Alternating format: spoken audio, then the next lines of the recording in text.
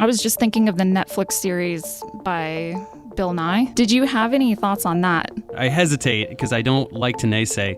I actually think it is a very ineffective model. I watched a few of the episodes and I thought that he was very short and dismissive, and he'd have like somebody from an opposing viewpoint and he would just kind of mock them, really. I want to try to find a kind of programming that will bridge the gap a little bit, and I'm hoping we can avoid that sort of air of superiority if we can speak to at least the science uneducated and show them that it's not dogma, that it's not another faith-based thing, that it's just, look, right. It's here, you can learn it. You can learn it.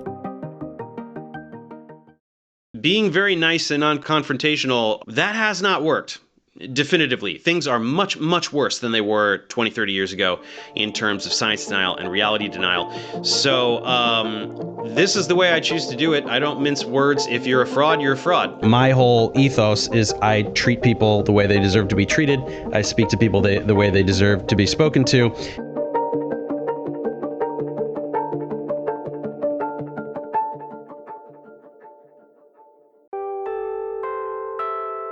So there's been some interesting discussions recently about popular science communicator Professor Dave Explains, whose content, full disclosure, I quite enjoy, but he does really seem to split the masses in that pretty much wherever you see him discussed online, there tends to be a surprisingly high number of critical voices towards him.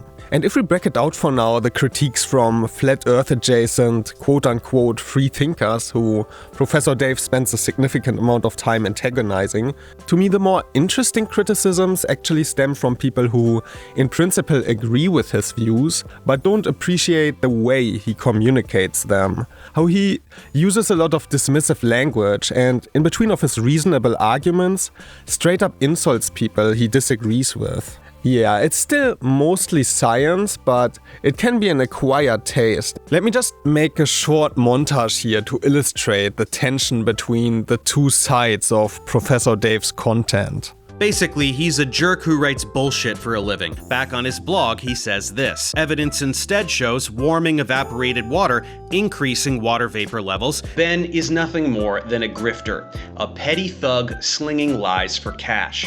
Now let's check out the two papers he's referencing. Flat Earth is the dumbest hoax in human history. Okay. The reason that things stick to the Earth is because the Earth is extremely massive, so it generates a very large gravitational field. If I drop something in this water, depending on how heavy it is, it's going to sink or float. So this quite representative comment points at one of Professor Dave's insulting moments, calling somebody a lazy crybaby for not learning enough about science to understand how it differs from non-empirical belief systems like religion, and concludes that Professor Dave really needs to rethink his approach as a science communicator, because with this approach of ridiculing his opponents, he won't achieve more than just alienating the people who are on the other side, and in turn only preaching to the choir of people who already agree with him anyway. And yeah, comments like this do kind of bring up this question if there is this gold standard, more empathetic communication approach that everyone in science communication and to an extent public discourse in general should be striving towards, or if there is a justifiable place for this more aggressive style of content that Professor Dave tends to produce. To set the baseline, I thought it would be worthwhile to take a short look at an example of science communication that is stylistically very much the opposite of Professor Dave's style, and thereby perhaps more to the taste of the commenters asking for more politeness and empathy. This video from biologist explorer Forrest Galante might be a good example here, where he discusses the quite out there idea that this bite mark on a dead shark could be evidence that the 3 million year extinct Megalodon could still be around in this day and age. A wild, Bigfoot-like theory, somewhat analogous to the more out there theories that Professor Dave tends to cover.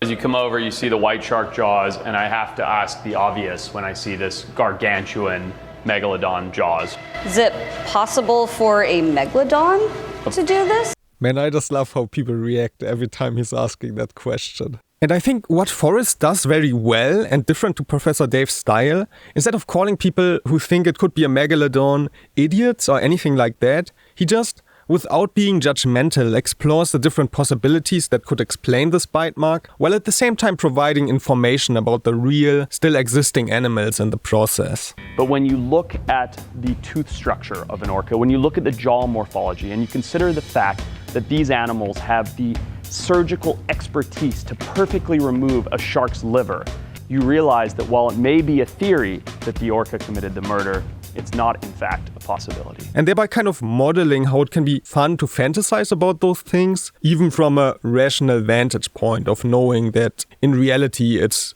not really plausible. But it is fun to dream maybe the extinct megalodon could still be out there.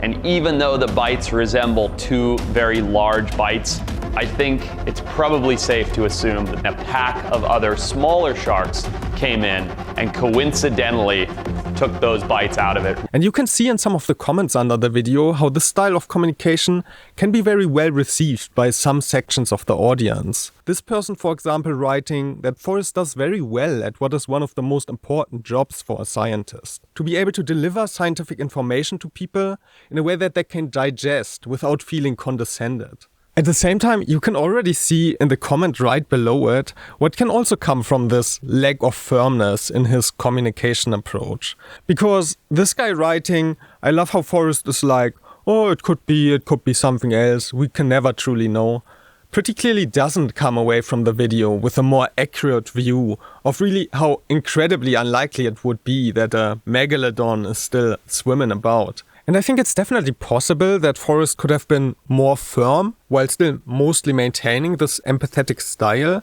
But yeah, just including something like the megalodon idea is bullshit, as Professor Dave might have done, would have given more forceful clarity to people like this. You just maybe make them feel safe or whatever. But the difference with me is like I would have been like, hey, did you ever consider the possibility that your neighbor or your friend is a fucking idiot? That was no idea. Yeah, right. Like maybe your grandma's just dumb. Of course, they may still come away from the video with their own perspective, but at least they wouldn't take away from it that this expert biologist on some level agrees with them, right?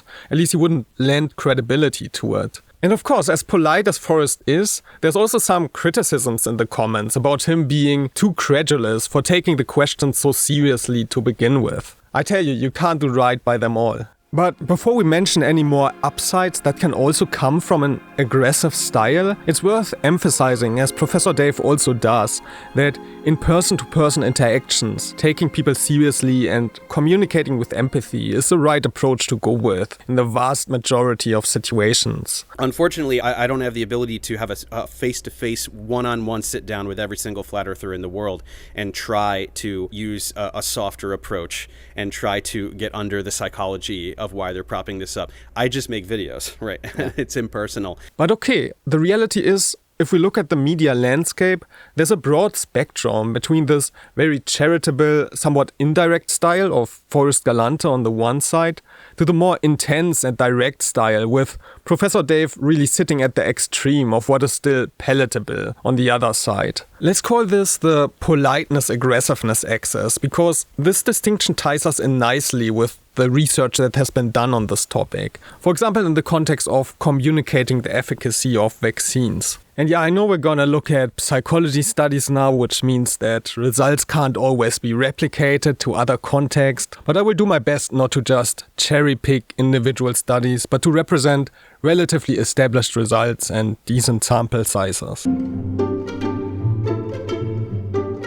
And yeah, if you look at the studies about politeness, you do indeed see those patterns that showing it to an appropriate level tends to build likability and trust, which in turn correlates with persuasiveness. It can also decrease psychological reactance, the defensive impulse people feel when their sense of freedom feels constricted by controlling impositions. But also, as we have seen already, in trying to get a point across in as gentle a way as possible and avoiding any ego threats to the other person, studies do indeed show that this communication style can be perceived as more vague and ambiguous, thereby slightly weakening your intended message. Meanwhile, with the aggressive style, the paper here used as an example a blog post titled "To Dumb Parents Who Don't Want to Vaccinate Their Children." while yes, it risks undermining the credibility and likability of the person who communicates that way, it can also add intensity and linguistic power to the message, by which I mean that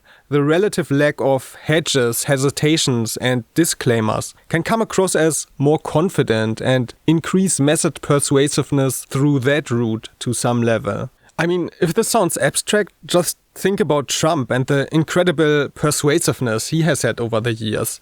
The last thing you would call his campaigns is polite, right? How stupid are our leaders? How stupid are these politicians to allow this to happen? You're an idiot who doesn't understand anything and dropped out of the 9th grade, and then you're just this fucking leech, you're this poison who just makes everything shitty. Crucially, also in media, aggression is often perceived as more entertaining, engaging, and shareable than other forms of content, which you can see in Professor Dave's viewership numbers as well, right? There are a lot of other flat earth debunkers, but with Dave's snarky style, he has created the most viewed videos on the matter. And higher viewership, of course, implies getting the message across to more people, albeit perhaps in a somewhat more lowbrow way than is desired. So yeah, already from this amount of research, we can see that there might be some caveats to be made if you want to go with a civility at all cost approach to public communication. Because yeah, if done right, there are kind of both pros and cons to both approaches. And to his credit, Dave is very aware of these arguments. You can hear him reflect on exactly what we talked about in many of his interviews when asked about his style. There are pros and cons. Mine, the pro, is that you're not going to misunderstand what I'm saying. It's very clear. I'm driving it home with the utmost clarity. This is what it is. Don't like it, deal with it. The con is that I'm going to piss some people off and maybe push a few people farther down the pipeline just because their defense mechanism will be to go, oh, this arrogant guy thinks he knows everything, blah, right? But then you go to the flip side, these more agreeable folks, they'll get along and then you'll go to the comment section and this is what you'll see. Wow, what an incredible conversation. It was so respectful. Ultimately, it didn't change my mind about anything and I'm going to continue believing what I'm believing. That's the con. The pro is that you have a little bit more chance of getting under someone's radar because you're, hey, buddy, I'm just a nice guy. But, the con is that also you're lending a little bit of exaggerated credence to the person that you're talking with by pretending that it's something that can be debated when it just isn't. So, pros and cons. So it's not that he's just angry and out of control when he throws insults at his opponents. At least to a certain extent, we can grant him that there is a method to the madness here. One criticism towards him in the original comment that we can already kind of substantiate, though, is that of mainly preaching to the choir with these aggressive debunking videos. Because that's an effect that would also be suggested in something like the language expectancy theory, which emphasizes the importance of the baseline credibility you have for someone as an important factor that moderates what effects all those other stylistic choices might have. Saying that when someone starts out ambiguous or skeptical towards you, as many people who disagree with Dave likely will, then a low-intensity, gentle approach tends to be more persuasive. While people who already find him credible may appreciate the more direct and intensive approach. That's the tension, right? So yeah, to the extent that Dave is trying to reach people that are already strongly identified with the other side, it's likely not to be the best approach for that. But here's where the nuance comes in, right? That people who make these comments might not fully appreciate. Like, preaching to the choir is a broad phrase. And if we think about it more as the baseline credibility you grant for someone, we will see how it can still encompass various perspectives. Like, I've looked at the stories of people who have been concretely impacted by Dave's videos. They are especially easy to find under his videos about the electric universe conspiracy, especially this one here, where he warns against a doomsday cult that has been made on its basis. If you had never heard of Ben before, hopefully you're getting a better idea of the nature of his con. He's an end-of-days pseudo-prophet. His 12,000-year micronova cycle nonsense is no different than what's at the core of any other apocalyptic Kool-Aid drinking cult.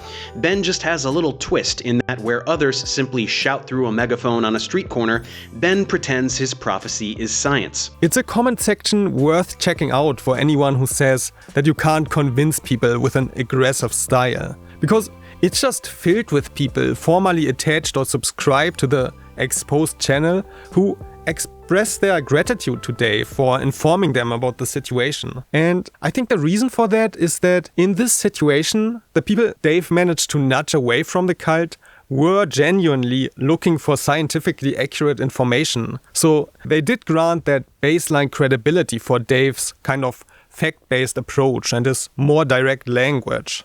Just for one vulnerability factor or another, they were before duped into thinking that that was what the other guy was presenting, real science, right? When I was coming out of my religious phase, I entered the phase of, well, there's got to be God somewhere else. Maybe it's just not Christianity. It's got to be something else. You know, they sort of filled that hole, the missing hole that I had in me. And this just sounded like it made sense. It was like these people are talking with these big words, electromagnetic energy, and explaining all these myths that I used to read. And then I came across your in the algorithm, and I'm watching through your channel, and I'm just like, holy shit, this is bunk.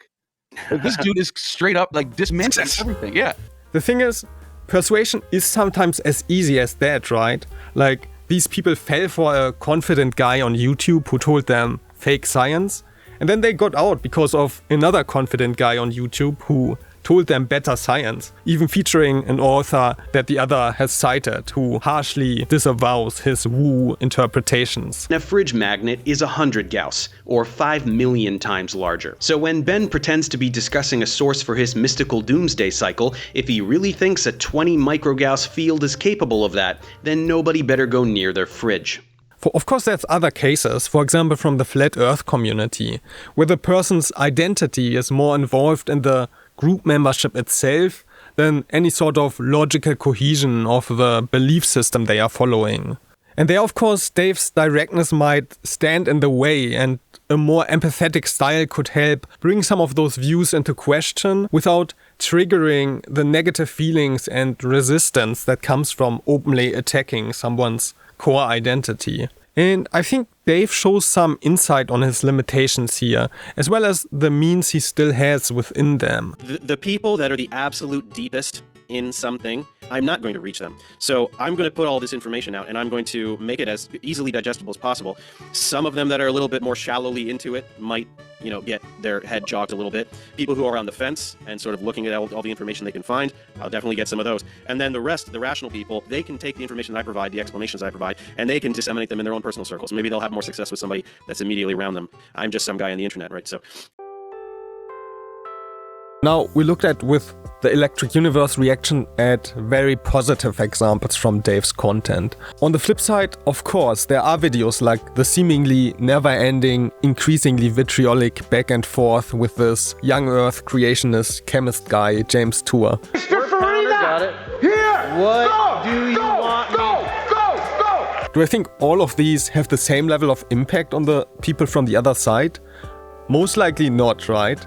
But the way the attention economy works, the more viewers you have, the more your videos are promoted. So somewhat paradoxically, by attracting this large fan base of scientific-minded people who like to laugh at his aggressive takedowns of flat earthers and the like, this builds the groundwork for more impactful videos like the Doomsday Cult warning to rank highly on the related search terms, which is one of Dave's expressed goals in his self-set mission to combat disinformation. When I see somebody that's lying about a particular scientific field and there's just nothing on the internet to combat it, it's like there needs to be something there in that search. Yeah. Ideally at the top of the search. And having this success experience both in views and meaning, as a proclaimed generalist, this has led Dave to try to speed up his workflow and produce even more videos so he can shine a light on even more of those deserving targets.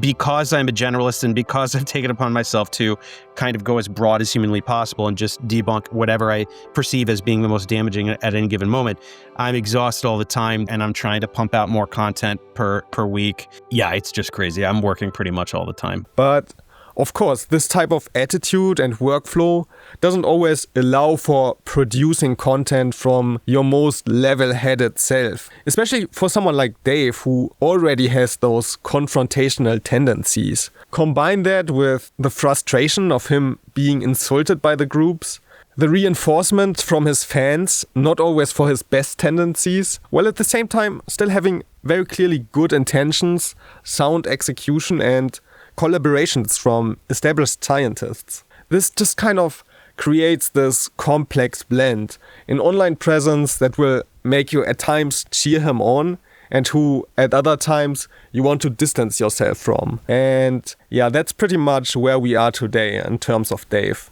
So then, is there a gold standard for science communication? And would Dave convince more people if he was communicating in a less aggressive way? Look, I think there is a place for some of the psychological models I presented.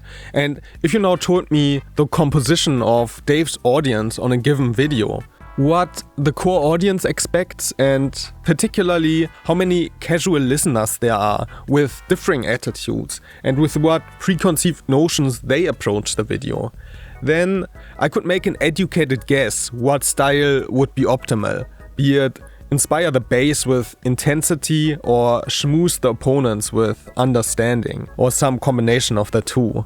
But without knowing this, I remain skeptical if Dave's content in general would be more effective with a more polite style. I mean, sure, you can say he'd be better if he was more eloquent, mature, or funnier, but that kind of applies to everyone, right? To me, there's just too much here that gives reasonable level of justification, generally speaking, for what he does and how he does it.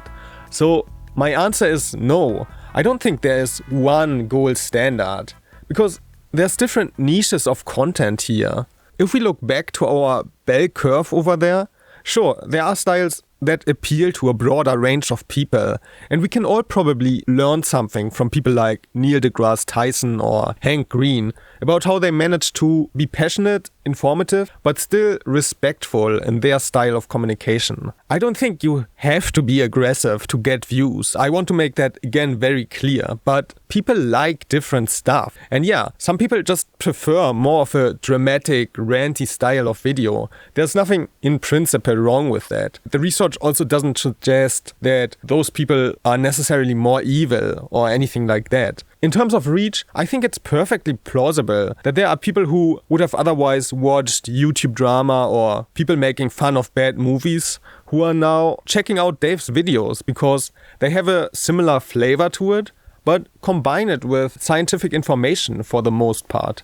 And again, with the preaching to the choir criticism, once you start accepting that you realistically won't convince most people in the most extreme communities you are covering, I can understand how the focus then shifts to providing the average viewer with general science information and tools to detect those patterns of misinformation earlier. Familiarize them with responses and arguments that allow them in turn to hopefully better shape critical thinking for their environment and the next generation. I mean, take me for example. I just got done reading this book about science communication. I definitely wouldn't have checked it out were it not for Dave's repeated emphasis on this. It's like we all have our own uses in mind when engaging with online content.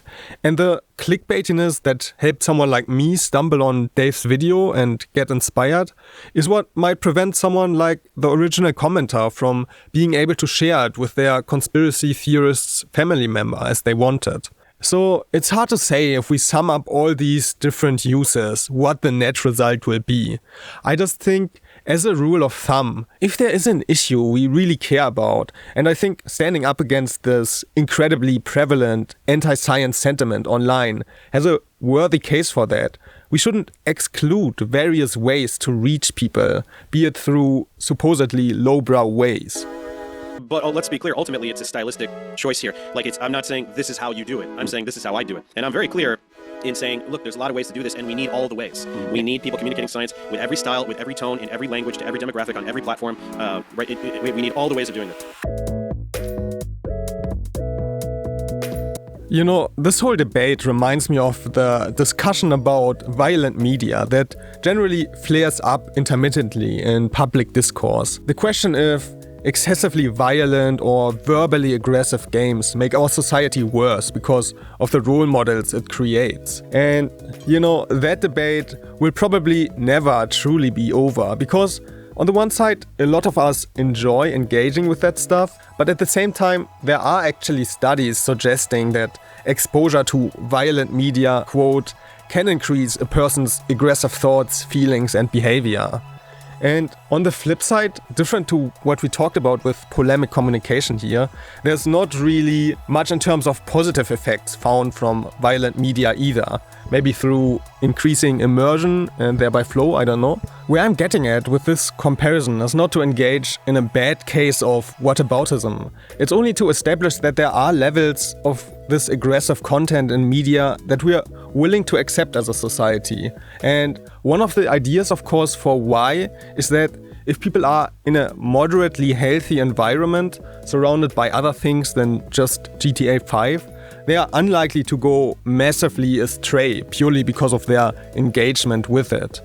And that's where I see some of the positives in voices like the commenters pushing back against aspects of Dave's style. That even if there are valuable aspects of his work, it can still be important for others to provide a counterbalance for Dave's more impressionable or adolescent segment of viewers. Again, we have to be fair and say that Dave does it himself to an extent. I counted like a handful of cases, like the clip I showed earlier, of him saying we should talk more empathetically in one-on-one interactions.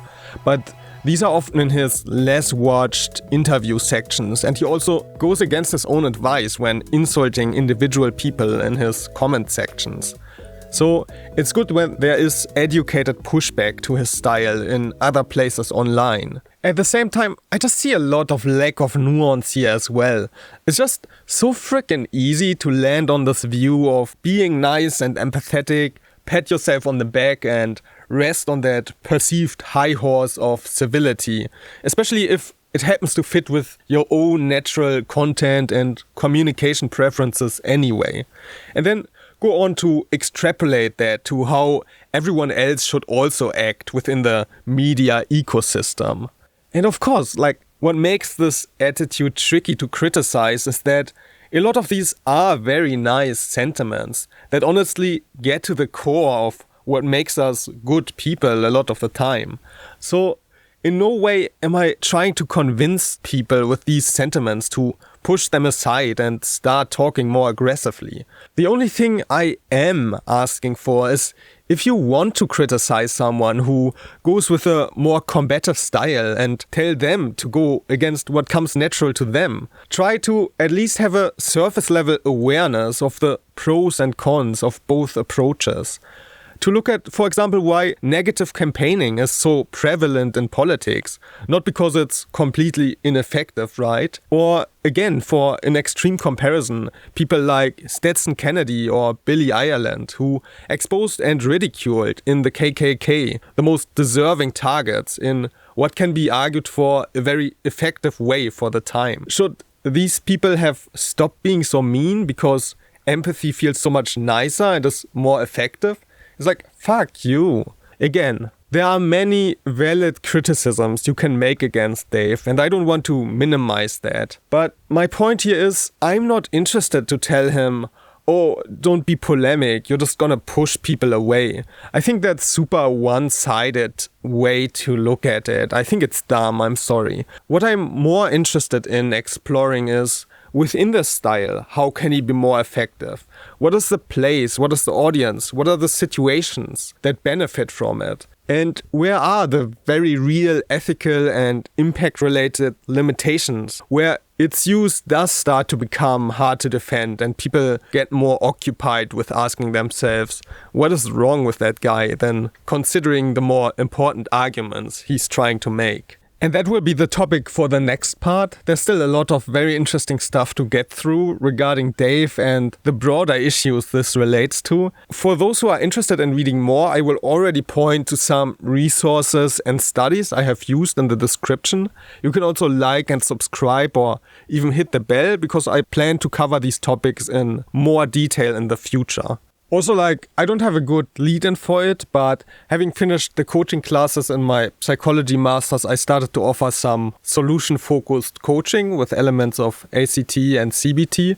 I don't expect much demand from this video, but these are my availabilities. Hit me up if you're interested in that.